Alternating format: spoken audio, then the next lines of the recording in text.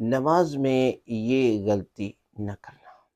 تو یہ یاد رکھیں کہ نماز ایسی عبادت ہے کہ جو انسان بالغ ہونے کے بعد زندگی کے آخری سانس تک بھی اس پر واجب ہے، اور نماز کسی صورت میں بھی معاف نہیں ہے۔ اور یہی حدیث کا مفہوم ہے کہ جس کی نماز قبول ہوئی اس کے باقی اعمال بھی قبول ہیں۔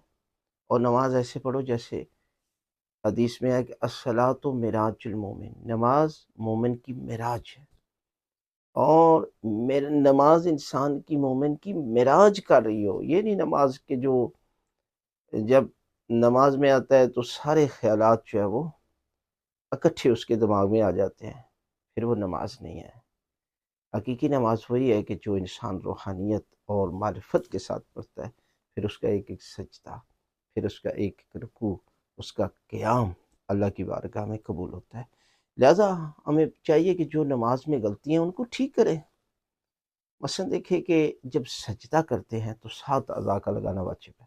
ایک پیشانی، دونوں ہتھیلیاں، دونوں گھٹنے، دونوں پاؤں کے انگوٹھے، انگلیاں نہیں انگوٹھے، اور انہی اعضاء کو حنوت کرنا بھی واجب ہوتا ہے کہ جب انسان دنیا سے چلا جاتا ہے، فوت ہو جاتا ہے، تو غسل مکمل کرنے کے بعد کافور کے ساتھ ان جگہوں پر جو ہے وہ کافور، یعنی جس کو حنوت کہا جاتا ہے، حنوت کرنا واجب ہے۔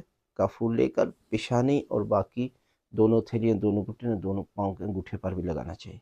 اسی طرح جب اکثر دیکھا گیا ہے کہ پاؤں کے جو ہے انگوٹھے یا انگلیاں، یہ ساری یہ اٹھا کر رکھتے ہیں لوگ، اور کسی جگہ پر تو دیکھا گیا ہے کہ انگلیاں لگاتے ہیں، انگوٹھے نہیں لگاتے۔ حالانکہ انگوٹھے کا ذکر ہے، اور انگوٹھا بھی جلد، یہ جلد کا لگانا واجب ہے، اور ناخن بڑے نہیں ہونے چاہیے۔ کئی لوگوں کے تو ہاتھوں کے بھی ناخن اور پاؤں کے بھی ناخن اتنے اتنے بڑے ہوئے ہیں کہ یہ سمجھے وہ تلوار کی شکل اختیار کر گئے۔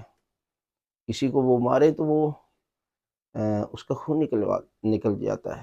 لہٰذا ان چیزوں سے بچیں۔ دیکھیں اسلام نے بڑا زور دیا ہے صفائی پر، کہ آپ جمعے کے دن غسل کریں، ناخن کاٹیں، رزق کے اضافے کا باعث ہوتا ہے۔ خوبصورتی تو وہی ہے کہ جو انسان کو روحانیت کے ساتھ آئے، معرفت کے ساتھ آئے، وہ تقوی میں ہے، خوف خدا میں ہے، باوضو رہنے میں ہے، یاد خدا میں ہے، اللہ کے رسول کی اطاعت میں ہے۔ خوبصورتی وہ کون سی ہے کہ جو کریم ہے اور مصنوعی خوبصورتی۔ لہٰذا ان اعضاء کا لگانا، یعنی انگوٹھے، اور وہ بھی جو ہے وہ جلد کا لگانا، دونوں انگوٹھوں کا لگانا واجب ہے۔ اگر نہیں لگاتے تو یقیناً آپ کی نماز جو ہے وہ باطل ہے۔ لہٰذا آپ ان چیزوں کو یاد رکھیں، ان چیزوں کے مسائل کو سمجھیں، تاکہ آپ کی نماز جو ہے وہ حقیقی نماز اس معرفت کی بلندی تک پہنچے کہ اللہ کی بارگاہ میں قبول ہو جائے۔